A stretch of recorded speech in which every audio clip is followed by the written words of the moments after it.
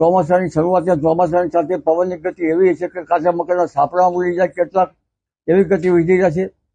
આ ઉપરાંત પશ્ચિમ હિન્દ મહાસાગર ગરમ રહેતા આ વખતે અરબી સમુદ્રમાં અને બંગાળ ઉપસાગરમાં વાવાઝોડા થશે.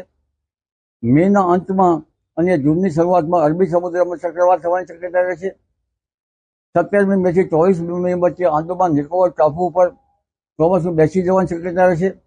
દક્ષિણ પૂર્વીય તટ ઉપર ચોમાસું બેસી જશે અને તારીખ 30મી મે સુધીમાં તો બંગાળ ઉપસાગરમાં ભારે વાવાઝોડા થશે, ભારે ચક્રવાત સર્જાશે. દક્ષિણ અને પૂર્વીય તટો પર ખબર લઈ નાખે એવા પવનો ફૂંકાશે, વાવાઝોડા થશે. ચોમાસા અંગે જોઈએ તો આ વખતે ચોમાસું વહેલું હોવાની શક્યતા રહેશે. તારીખ 7 થી 14 વરસાદ થશે.